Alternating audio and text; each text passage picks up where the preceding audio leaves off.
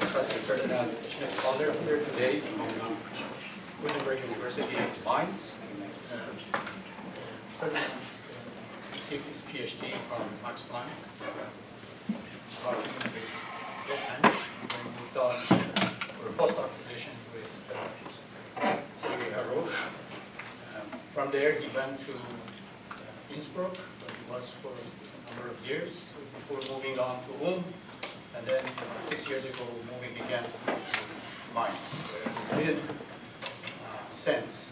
And as you can see by looking at this photograph, he leads one very large group, leading group in trapping ions, which he will describe for us today.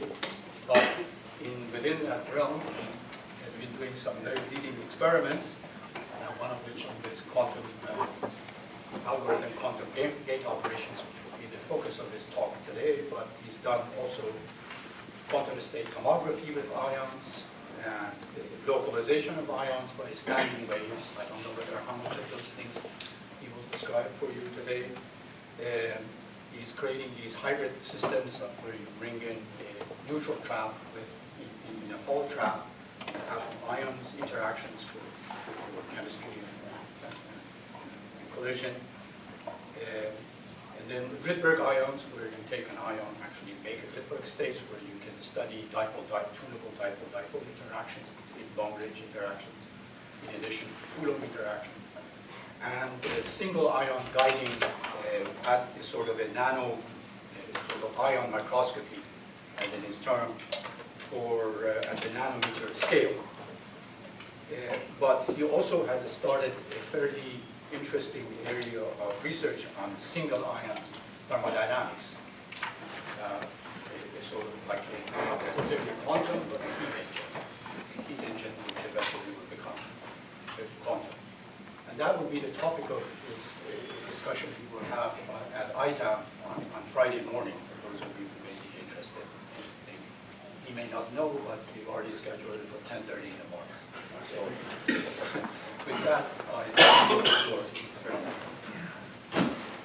Right, thank you very much for the invitation. Yeah, the venue of my talk today is very much focused on the quantum computing side of what we do. But if you have interest, just visit this webpage, quantumbit.de. That's where you find all the papers and all the information about the other projects. So, yeah, the main players are this group and our linear strings of calcium ions. First, I want to ask, what is quantum computing? And the cool thing is that this doesn't move to the next one. Why? Well,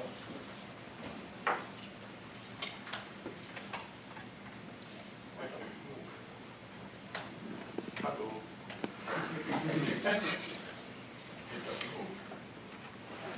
Oh, I'm sorry. Now it moves. Okay, now it moves. That's what I wanted to say. What is quantum computing? Actually, the talk could be over now, because the Prime Minister of Canada, he knows what is quantum computing, and that's very impressive, his answer. You should really look into the YouTube video. It's pretty impressive what he says, and this is also very good that politicians are becoming aware of this, because in Europe also people are becoming aware that quantum technologies are important for the future. And this is one signature. Now, becoming more reasonable, we talk about individual quantum systems, and Erwin Schrödinger had a very pessimistic view about this. He said there's not the slightest chance that you would operate with single atoms, single electrons, single ions in a way. It is completely ridiculous, like as ridiculous as a Jurassic Park, okay? And I like much more the optimistic view of Richard Feynman, who said, okay, this will happen, okay? And you see, there is our big animal. It's raised in the zoo in our Eintracht, okay? Now, these are the two heroes of my life, because I was postdoc with Serge Roche, and he is a pretty impressive person, as they finally received the Nobel Prize for paving this way making these things work in the very small individual system. What we have to do now is to scale it up to really large systems and to bring it to applications. That's really our new task. And what I can say, he is promoting a quantum computer, a scalable quantum computer, and he has written right in the beginning a paper, Quantum Computing, Dream or Nightmare. So you will see both sides of this in my talk.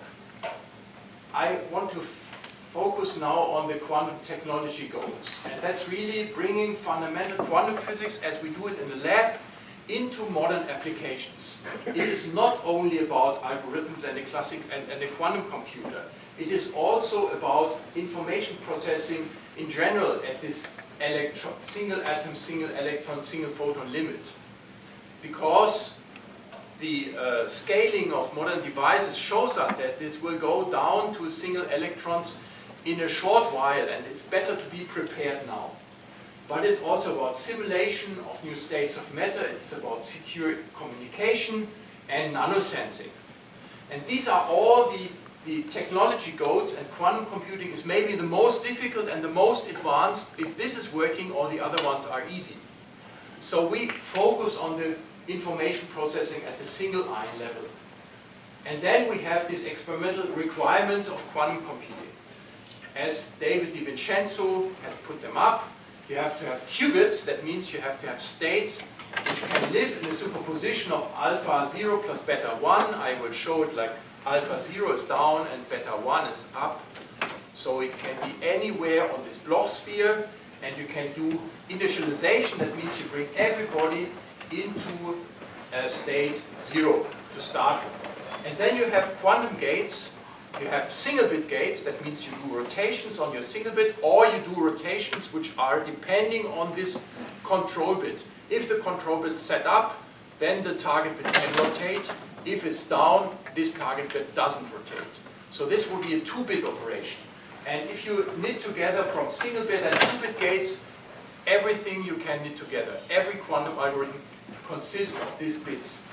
Then, of course, it only works if your coherence, this state here of the multi-particle quantum register, keeps longer in your trap or in your apparatus than the operation time. If there's decoherence, that these states are dephasing, then everything is gone. Because you want to measure at the end the state of the qubits, either 0 or 1, and from this result you can get your algorithm outcome. So that's what you want to have for a quantum computer, and if you want to make a quantum repeater, you need these other things also. Then you can connect two quantum computers at a distance. So that's the things which we have to come up with in our experiment, and then it's fine. Now, we rely on this thing which is called a Paul trap. It's a very simple device. It was invented in 1958 by Wolfgang Paul, and he has published this in a very ridiculous journal. Actually, it was not even a journal, it was just a report to a county of Germany, and that is just for this Westfalen, that's a small county of Germany, and he got the money from this ministry and he sent this paper back, and that's the basis of the Nobel Prize. So you don't need to publish in Science and Nature if you just have good work. It's completely regardless where you publish. Okay? But the Paul trap is a ring. You see the cut through the ring, and you apply radio frequency on the ring while you have DC voltage or 0 volt on the end caps. And that generates an alternating quadrupole field, and in the middle the micromotion vanishes, and there a single atom is trapped. Now you can laser cool it and observe it, and that's the basis of what we are doing. Now, of course, we do it with modern ion traps, not with a simple trap like this. And either we take a trap which is like this linear ion trap, where you store a linear crystal of ion traps, and here you see a kind of a view of the Innsbruck trap, where I worked long time with this trap. Or you have modern segmented trap, like this Mainz trap here, made from gold. It is just a factor of 10 smaller here. Or you have the Sandia trap, which we are going to operate soon in Mainz. It's coming from Sandia Labs, and that's again much more integrated, has more gate electrodes and so on. And this is all to make Dave Weinstein's vision of a scalable quantum computer true. because you will have single individual atoms, ions, and you can shuttle them around and move the qubits where you like to do the gate operations. You move them to another section where you want to read out the state, and so on. You only use those qubits in the register which you are doing the gates on. The other ones are in the memory to be stored.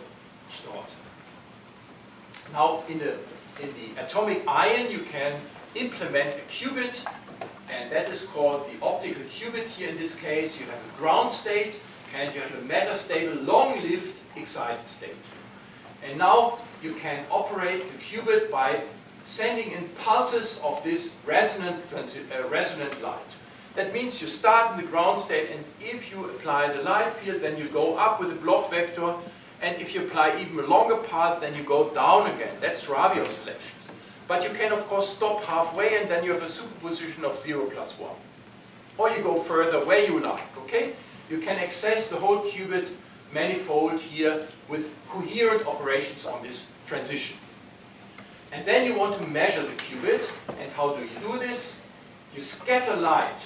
You scatter on a dipole transition, and whenever you see fluorescence, you know the atom was measured in the state S, which is corresponding to qubit 0. If you don't see light, see, these are these periods here, then you know this atom was found in the state D, which is the 1 qubit, because from here it cannot be excited to the P state and cannot emit radiation. So you can very nicely measure in an ion trap this, what we call quantum jumps, and that is the way how we analyze from the state-dependent fluorescence the qubit state. There are variations of qubits. There's this optical qubit I showed you just. It is operating here on this quadruple transition, for example, and there's different ways, different atoms you can use, and it is the best performance of qubit operation so far. It is easy to read out. It requires, however, a very good laser here, because any phase fluctuations will influence, and if the levels here are shifting with magnetic field, then the phase will be messed up, and it is also limited by the lifetime of this excited state. So if you have a 1 second lifetime, you would say, okay, after 1 second this quantum computer should be ready. That's exactly what I thought. But now we have lifetimes of our qubits which are exceeding 10 seconds. So we need much longer lifetimes, and this you can only reach if you are in the ground states. Either you use hyperfine ground states, or you use the spin state Zeeman levels of this S1/2. And actually we are concentrating in Mainz on this system here, and we use this so-called spin qubit. It is, however, sensitive fluctuations to the magnetic field.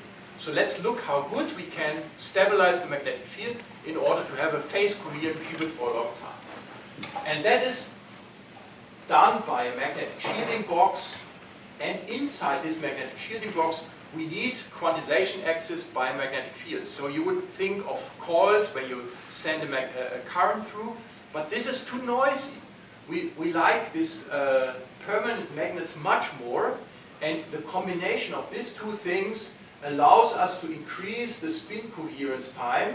Here you see before, and here you see after, to 2 seconds spin echo. So that corresponds to very, very small magnetic field fluctuations. And we have 2 seconds of coherence time.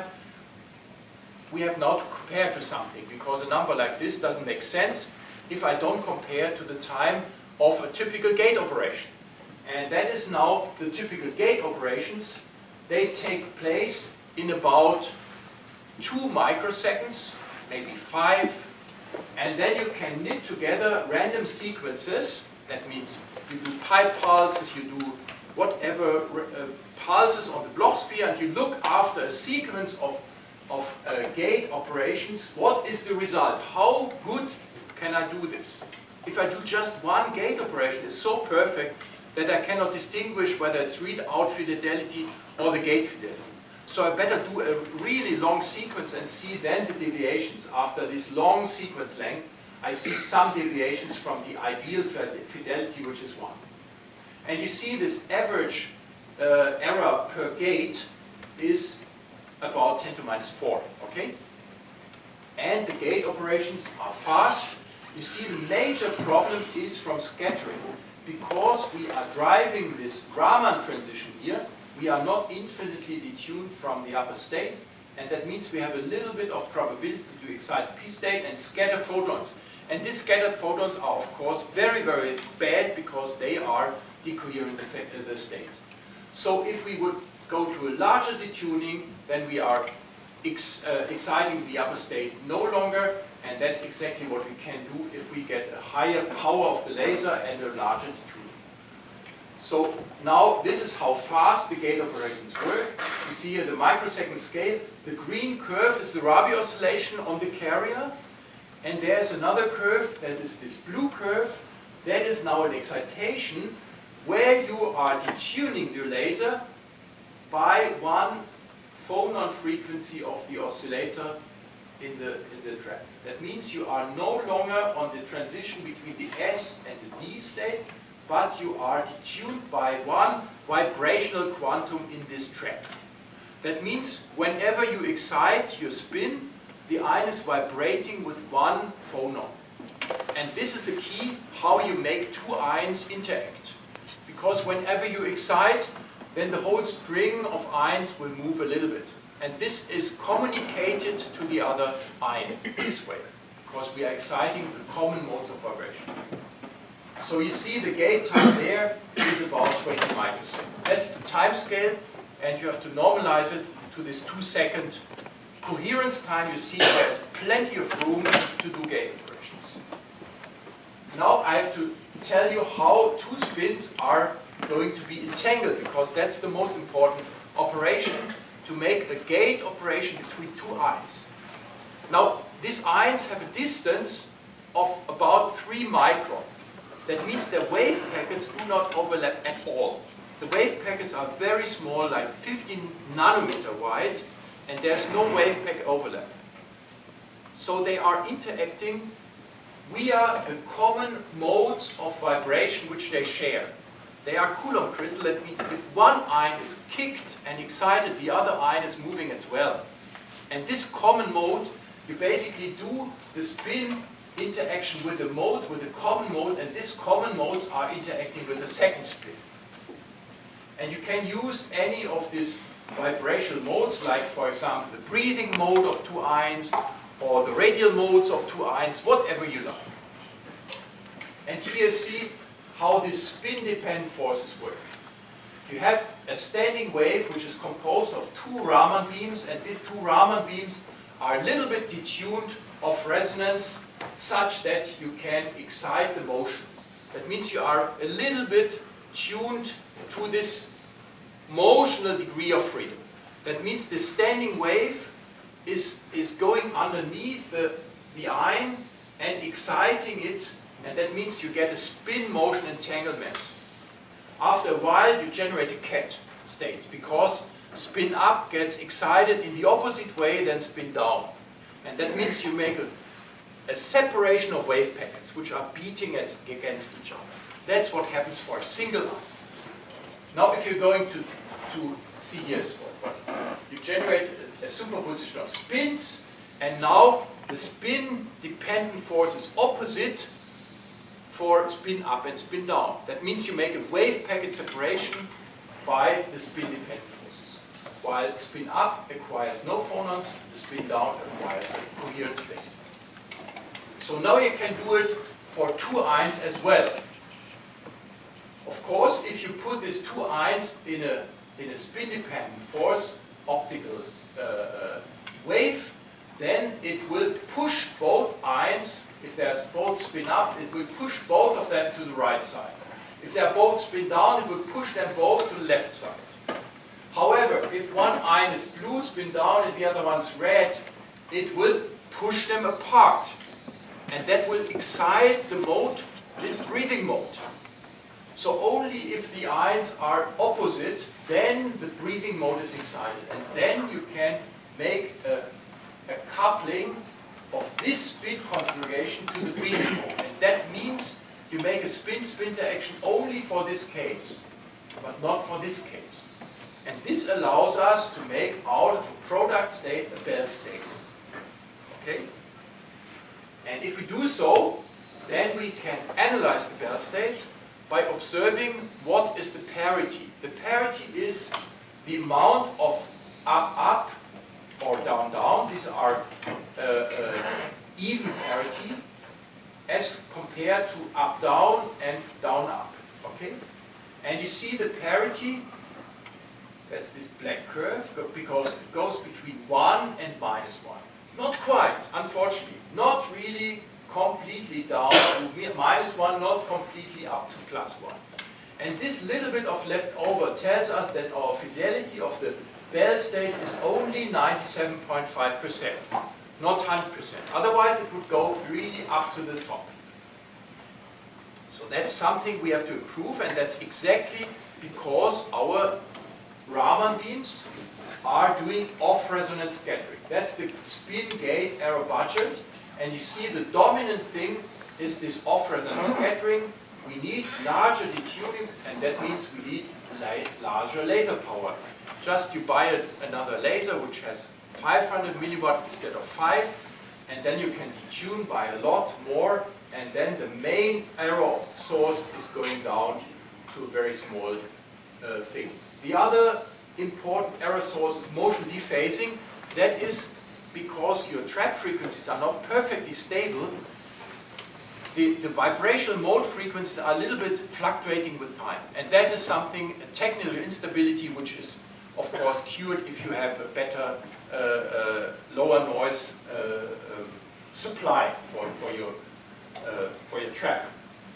But to conclude, the best fidelities can be 99.9%, 2-bit operations, and the gate times are about 30 microseconds. Now we come to Dave Wineland's dream. That is laser pulses generate entangled states, as I showed you, Bell states, but then you have a lot of qubits to deal with. And so you better take only those qubits which you like into the processor region, while the other ones are shifted away to the storage region. So a segmented micro-ion trap allows controlling the position and bringing those ions into the right positions which you want to operate on. So this is our approach. We have this high-performance multi-layer trap, which is 32 segments, each of them about 200 micrometer. There's gold on alumina, and we have trap frequencies which are about 1.5 to 2 megahertz in axial direction and about 4 megahertz in radial direction. We have very low heating rate. That means once you are in the ground state, you stay in the ground state of vibration. Once you do the sideband ground state cooling, you stay there for seconds, okay? And the ions are trapped typically for a day. Well, that's only because at some time we go also home.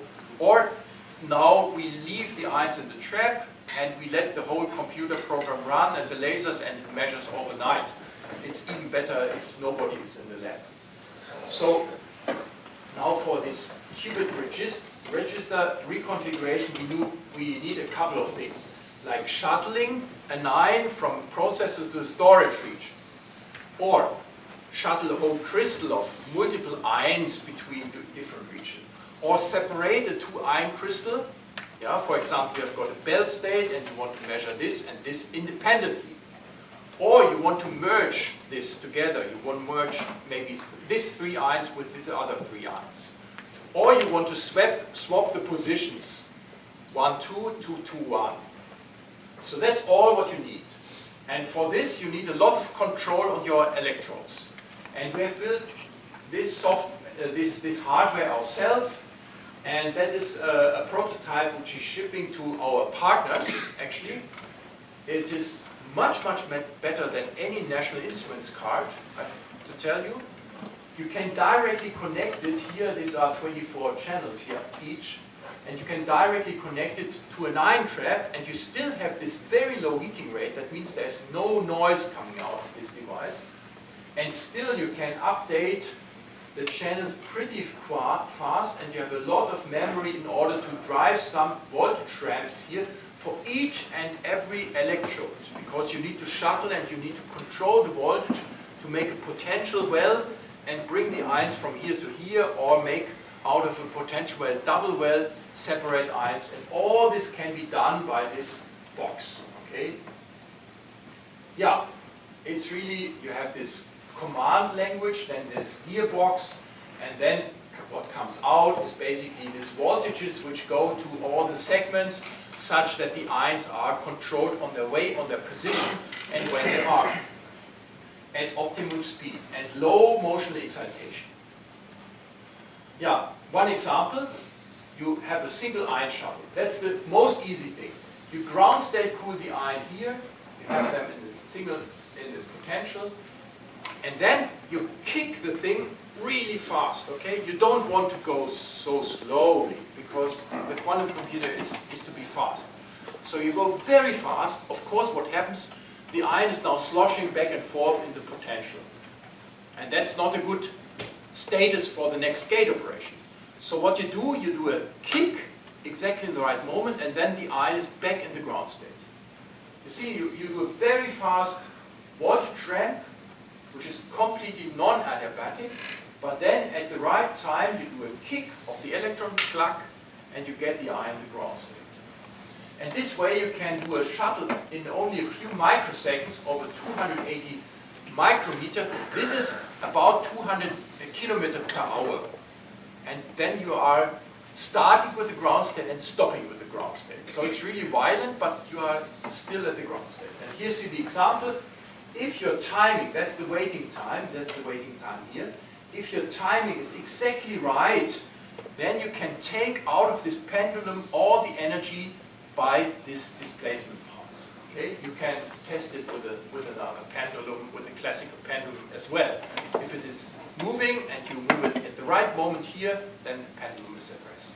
And we do exactly this with this ion and get basically no photons, no motional excitation, even though we go very fast.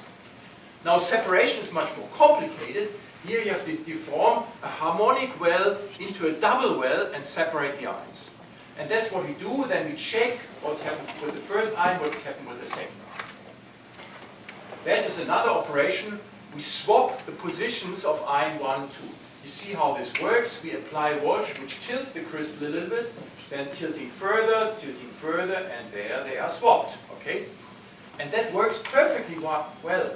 It is a very low phonon excitation in all the modes, and you can see here now the combination of all these things in one go. You see we started with 2 ions, we separate them, we shuttle them, we swap them, and here's the quantum process tomography data of the whole algorithm. So we put some qubit information into this A and B and read it out here. And that's working with very high fidelity. There is even no spam correction. That means there's no correction for preparation and readout errors. And it is limited by the dephasing and the spam. And we have similar results for 3 ion reorder, not only 2 ions, where the algorithm is much more complicated and I don't show it. So now we put everything together.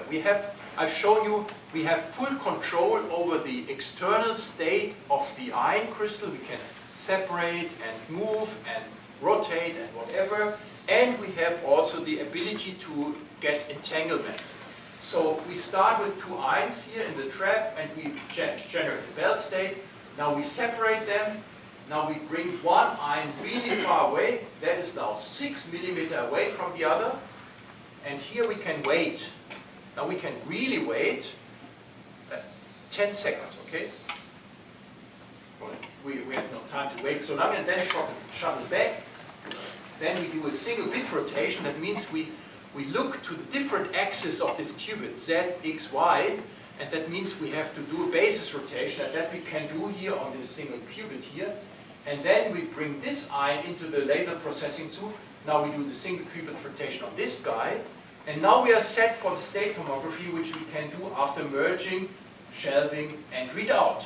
So the whole thing works all the time, 100 times, and this way we get a process tomography matrix, no, state tomography matrix. And you see here, that is the Bell state which we generated. We generated alt 0, 1 plus 1, 0.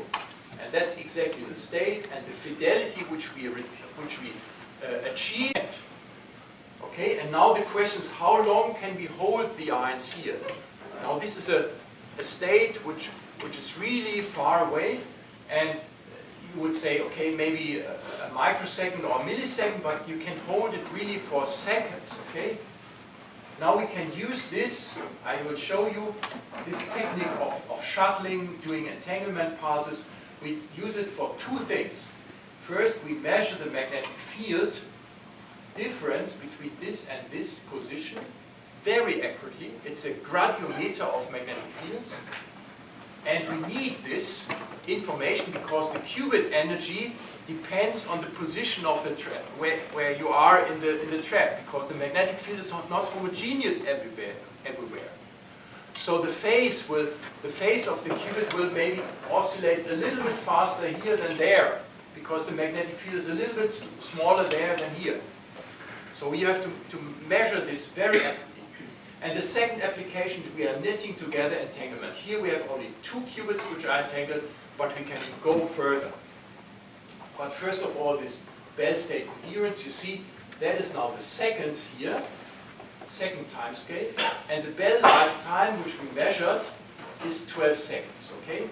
And it's only limited by the readout fidelity. You see this curve here, not the purple one, this greenish one. This is just the qubit readout fidelity, which drops, okay? After too long waiting, a little bit of heating comes up, and then the readout is not perfect. So if you would correct for the readout, you don't see any decoherence, so to say. Yeah? Okay, now comes this Bell state for mapping the magnetic field. What we do, we generate this Bell state, and you know this Bell state has a certain phase to start with. And this phase is measured by the parity oscillation. Then you separate these ions. You move one to the reference point, and the other one you can put wherever you like to measure the magnetic field. You have the probe ion, which is ion number 2, and you have the reference ion, which is ion number 1. And then you have a certain hold time, and during this time, the magnetic field will be different here from there. And that means this superposition here, this Bell state, will evolve in time with this phase. It will go from parity positive to parity negative, to parity positive and negative, and so on. Like a Ramsey experiment, but now for 2 atom entangled state. And this parity oscillation can be observed as a function of the holding time. And then you bring the ions back together and measure this parity. Okay? And what we measure is 120,000 pi of rotation. Okay? And we measure to a fraction of this pi. So that is a really high resolution. Yeah? We detect this state when we come back after long holding time, and after this long holding time you have basically seen the slightest energy differences of the ion qubit oscillator at frequency here and here. And that is now the magnetic field as a function of the place, the distance in the ion. So that's the reference point, and they can move it either the other ion to the right hand side or the other ion to the left hand side. And you see this difference is in kilohertz, and if you now zoom here, you make basically a factor of 2,000, you blow up the scale in this and in this direction. You see that these points are at the Hertz scale, and there's no surprise, because if you have evolution times of 10 seconds, it's obvious that you can measure Hertz accuracy, and you can measure also where the ion is very accurately, because you have a very, very small, tightly confined wave packet. So it's a magnetic sensor which has highest spatial resolution and also very, very high magnetic resolution, because of this enormous amount of coherence time. Okay, it is very hard, I have to say, to find the right fringe of a Ramsey fringe if you have 120,000 Ramsey fringes, where is the central fringe, okay? Who did this, he will say, okay, you have to start with a very short Ramsey sign, then you know it's a kind of coarse pattern, and then you extend the Ramsey time, and then the pattern, and then you know where the center is, and you know better and better, and then you extend kind of slowly. And the PhD student did it this way, and it took him about half an hour to extend the Ramsey waiting time and to find what is the central fringe. Now the Bayes algorithm does it on its own. That's really cool. You just program, please tell me the optimum waiting time and improve on this. And it is really the Bayes algorithm starts with waiting time 0, gets basically the initial phase relation between the bell in the bell state, and then increases the Ramsey time and keeps track of this magnetic field and improves it up to 3 seconds and checks sometimes back the bell phase without waiting time.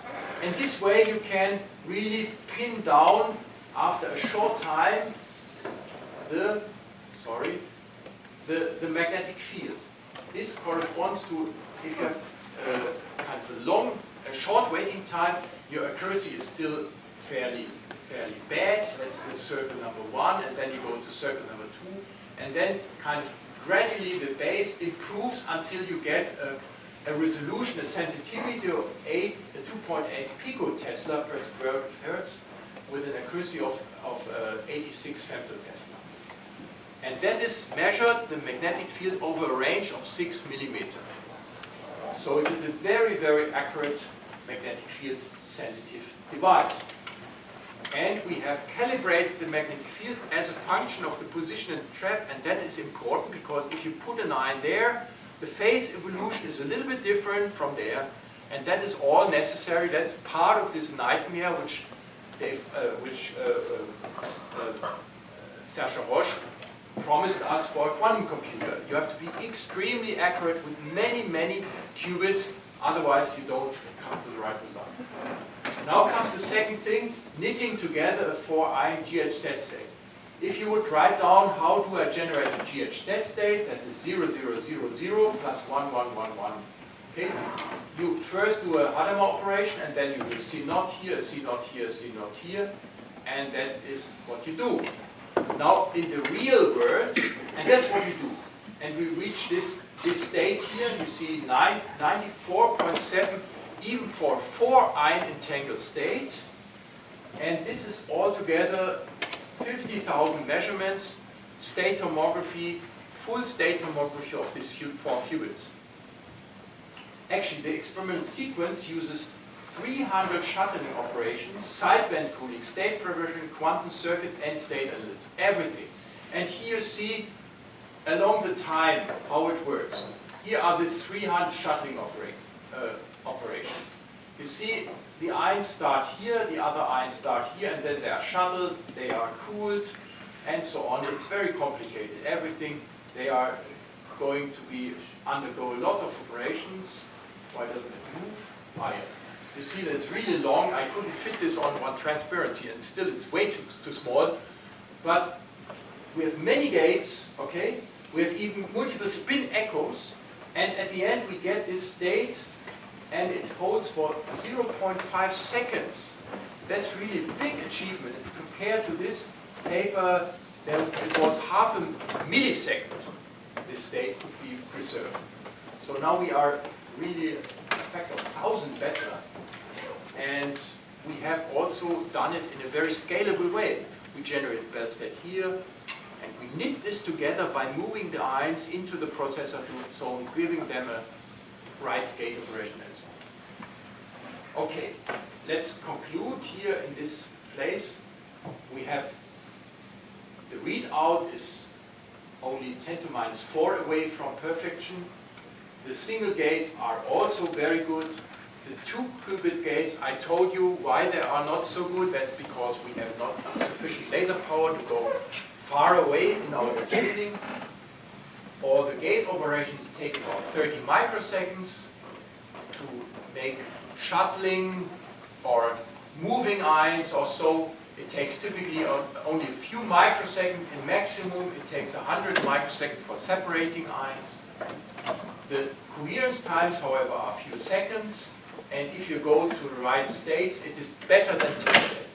So that's the status. It's by far not good enough, I have to say. This is bad, okay? This is what we need.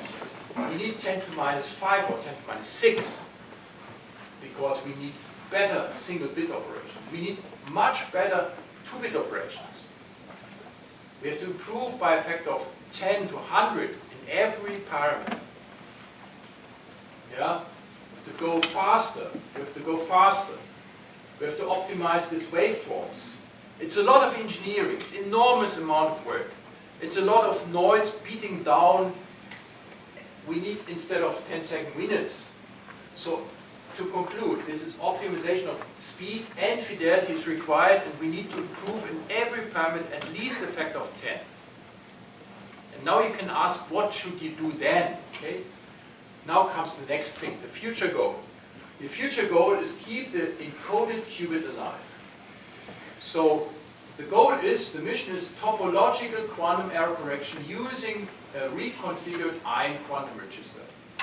There has been a first experiment on topological encoding in the group of Reinhard Blatt, and you use basically 7 qubits in order to make one logic qubit which is topologically protected.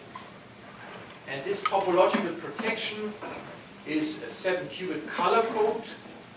For this, we have to adapt the hardware. That is, we need to have this shuttling and reconfiguration algorithms. We have to also improve the gate operations. And we have to overcome this current limitation in improving the technology to the end. So the encoding works on this register, taking over 3 ions together. Yeah, you see there's always 3 ions here. Yeah, and taking 4 ions. These are the hiding parts, the yellow one. Taking these 4 ions, 1, 2, 3, 4. Where is it? 1, 2, 3, 4 in the gate operations here. And then taking different 1, 2, 3, 4. That is now 2 and 3, and then 5 and 6. 2 and 3 and 5 and 6. Now taking them together in the gate operation. And now taking together this one, 1 and 3 and 6. No, it's this one and this one. That is 4 and 7. And that's this one. Okay? 4 and 7, this one. So you do these things, this plaquette operation basically, and in a real world, of course, you have to hide these ions away in order to make not the gate operation. Only this 4 should do the gate operation, not this one. And that was the limitation of the Innsbruck experiment, that these hiding parts are only working with 99% fidelity. That means if you do them too often, all these errors accumulate and then the whole thing is done. So in this big collaboration, the quantum computer is too hard to do it in one group only. So we from Mainz are mainly important for this shuttling and separation, the classical control, but there are other groups on theory and controlling engineering, on quantum control and optimization and system integration, and all this together, this is the mission, to put this together in a quantum computer and to have a topological protected qubit. So then you have to move these ions and put them in central processor row.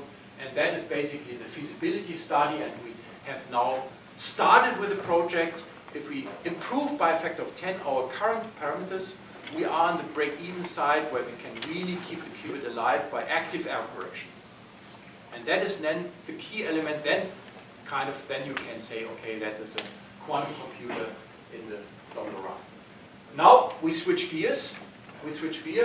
And so far we have used the Coulomb interaction to make atoms interact. Now I use the Rydberg dipoles to make atoms interact. And I guess Mark Safman has given a talk and maybe has shown this transparency, I guess so. And you see the Rydberg interaction is the second largest. The Coulomb is the strongest, but then comes the Rydberg interaction. And so that's a very nice tool to have 2 different interactions, the Coulomb and the Rydberg. because if we have trapped ions, we can use both of them. So that's the motivation for Rydberg ions.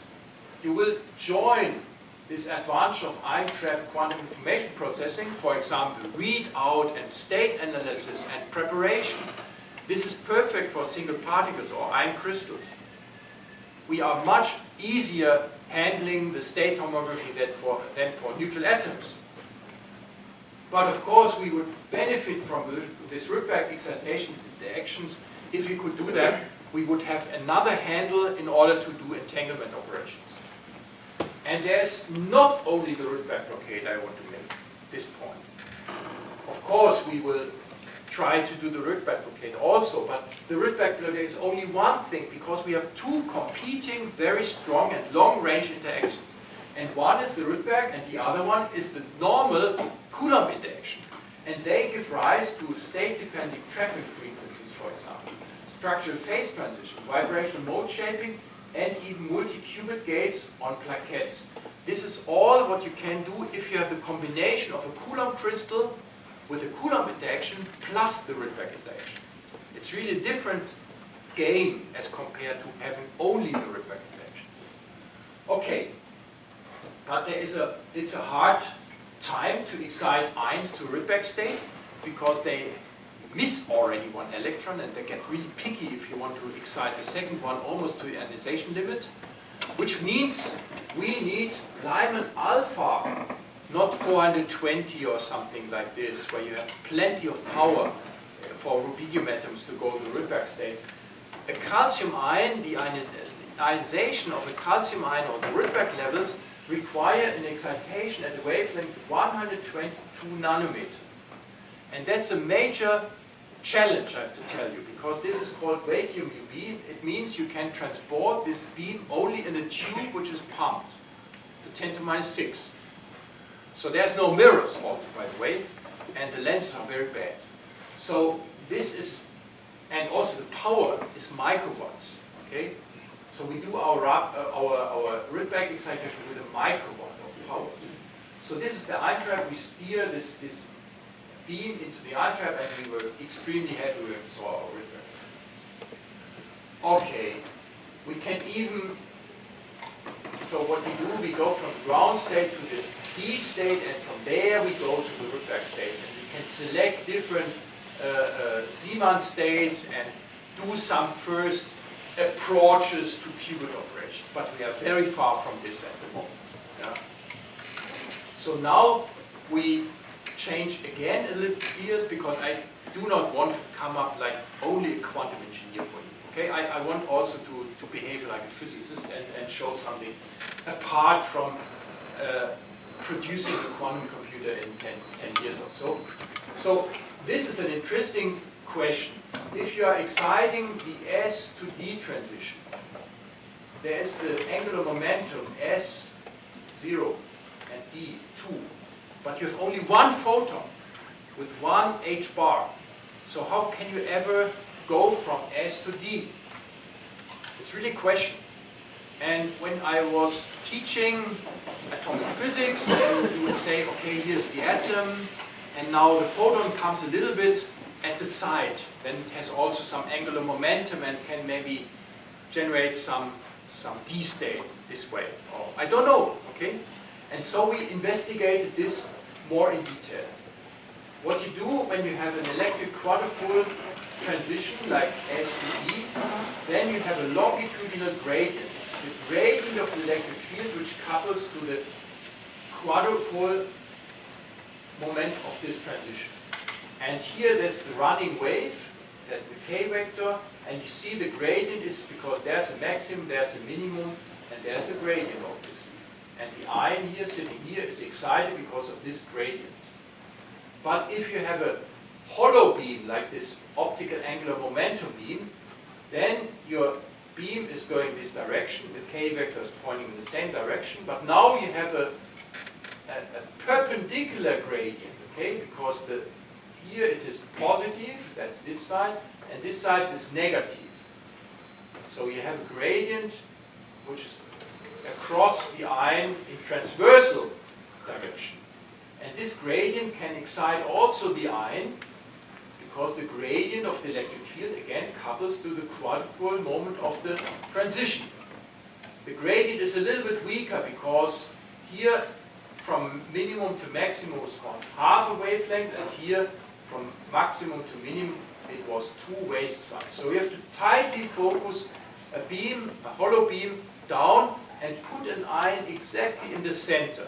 That would be the experiment in order to see that a quantum transition can be excited by angular momentum transfer. That's exactly what we do.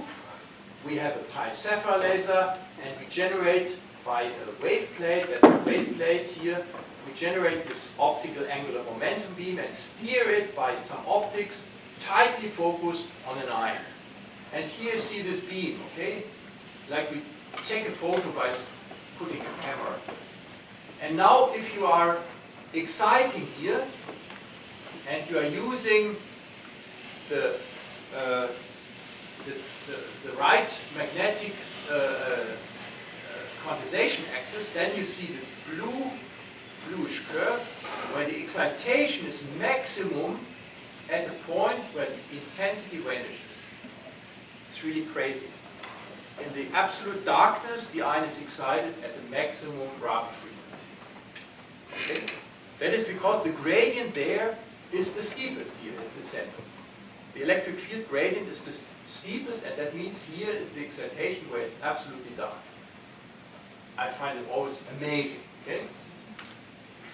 Okay, then comes something which is even more exciting. That is because we can now do this excitation in a state selective way, and we can really check what is the Rabi frequency on a delta m equals -1/2 to -1/2 transition, because we have a small magnetic field which allows us to address these different Zeeman sublevels.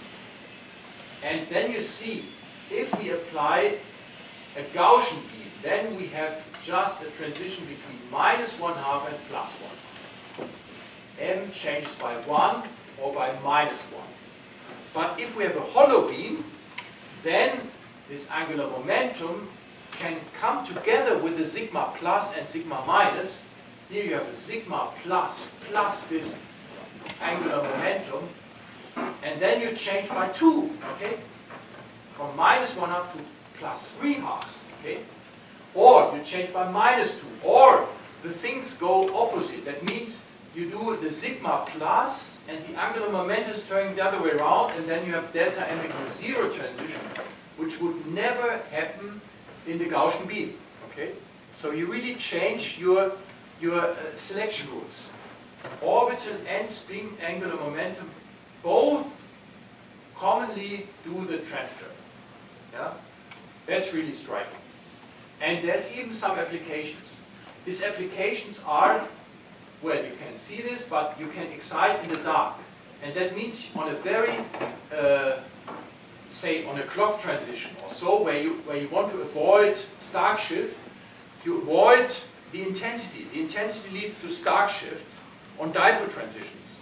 But now, as you are applying the light field, only the gradient field is not generating any Stark shift. So it means on a clock transition you can have much more higher Rabi frequencies, but no Stark shift. Okay? You can do ultra tight focusing by shaping also the polarization. That's what we did not so far. We just took sigma plus and sigma minus light. But you can also have different types of polarization where all the polarization vectors go inside, like this.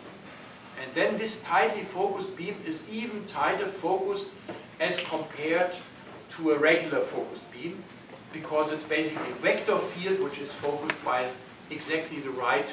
You can think of these vectors which are basically generated in a longitudinal magnetic, a longitudinal K vector.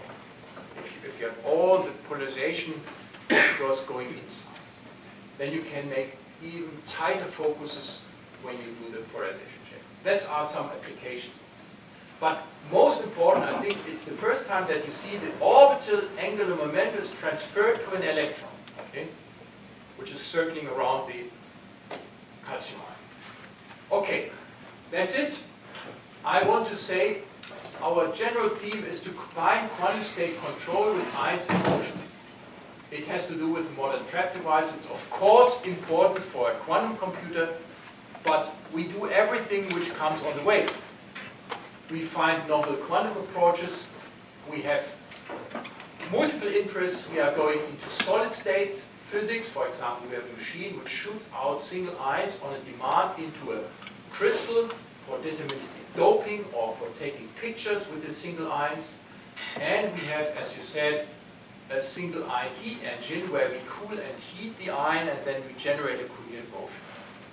Okay, that's the whole group, and I thank all these funding agents, but also my multiple collaborators, and that's very stimulating on different fields. And of course, if you want, just let me know. I thank you for your attention.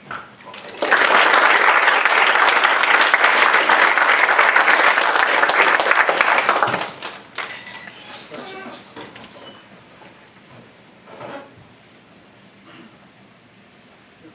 So I wonder what limits the phasing time in your anatometry experiments with these separating ions. Yeah. Well, it is what we see is that the gradients are fluctuating on a very slow time scale. So if we do these experiments, we have to do them overnight, and even in this double shielded box, its temperature gradients and whatever. That's, by the way, another very, very good argument for this permanent magnetic coils, because you have no heat. Okay, if you would have a current going through a wire, that would heat up your box pretty soon, and that's what we had before. But it's really the magnetic gradient is moving, and that is due to magnetization, which is changing with temperature. That's our belief, and it has also to do with the stability of the whole apparatus. PhDs calculated if just the coil is moving by a few micron, then this is sufficient for this gradient fluctuations. So it is maybe it's not even the magnetic field which is changing, but the magnetic coils are moving a little bit if the whole thing is expanding or shrinking with temperature, and that changes the magnetic field gradients over a long time. So can you monitor this as a function of time? Yeah, we do this. I have another transparency I can show you maybe later, where we see the long-term drift of this device overnight, and it has certainly some temperature dependency. The permanent magnets are temperature dependent, and we have chosen those which have the smallest coefficient, but I think we would need a temperature stabilization of these magnetic coils and the whole apparatus. Yeah, well, it is, but it's already at this picotesla level. It's very hard to improve there.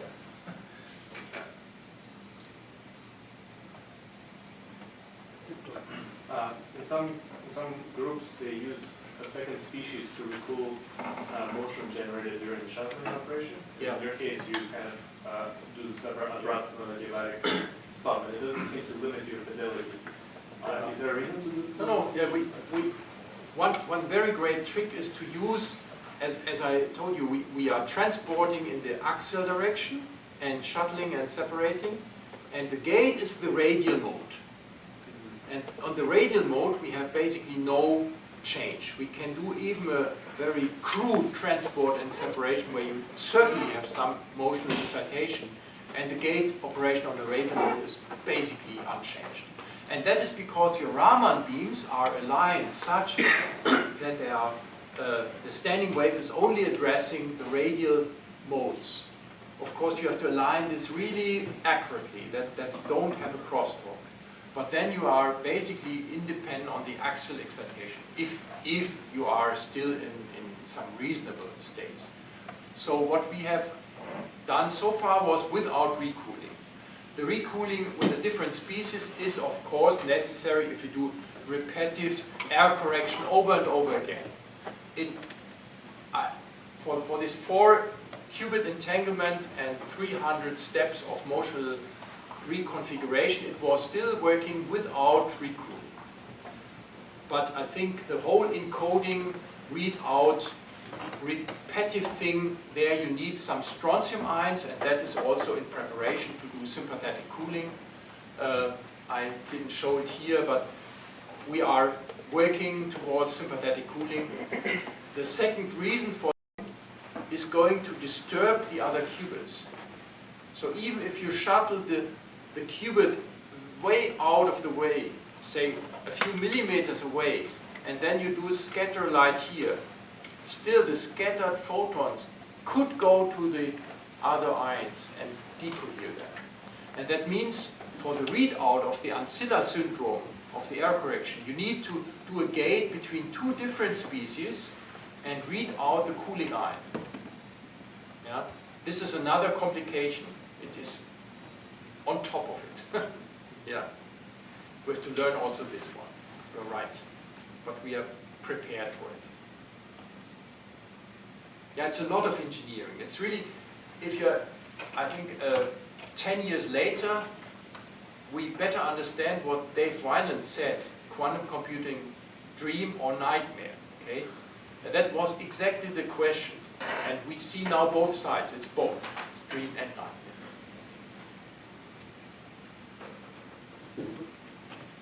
Regarding your work on orthogonal momentum, can you principle transfer higher order OEM as well, or are the reagents? Yeah. There was a little bit of, we tried it of course with the OM +2. You see this wave plate goes from n to n+1 lines, and then generates this ORM beam. And if you put the ion in the center of this ORM beam here, then you see no excitation, because you have no linear gradient. It is going to be the gradient of the electric field is flat at the center here.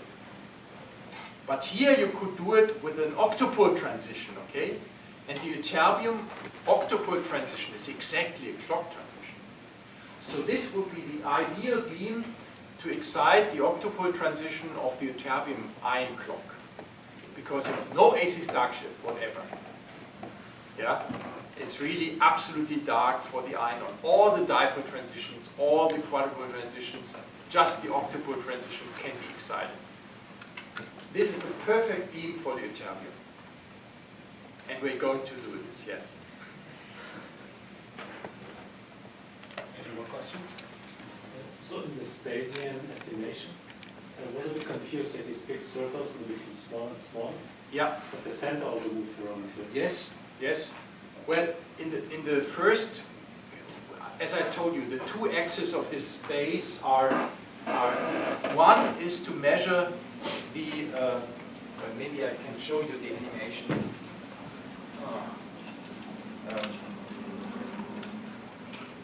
One axis is the, somewhere here.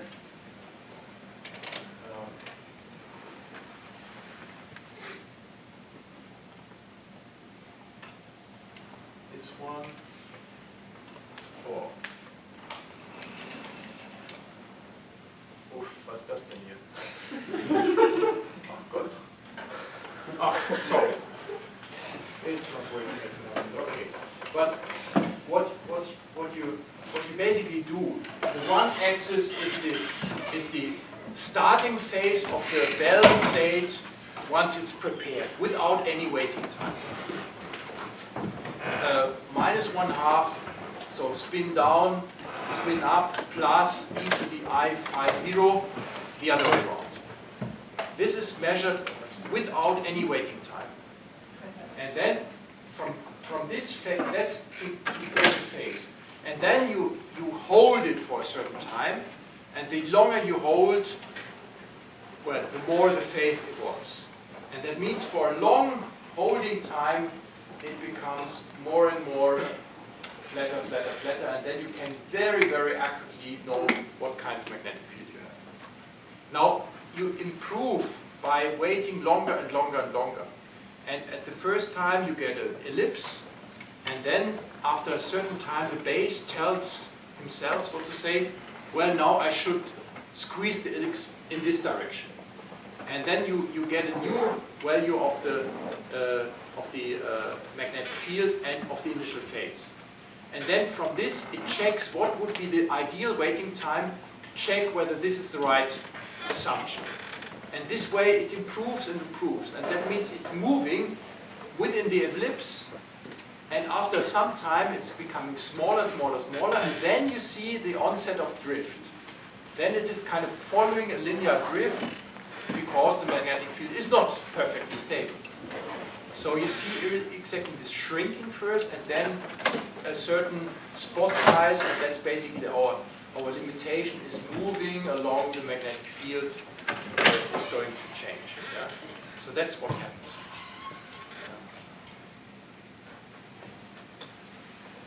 No more questions, then join me in thanking Ferdinand.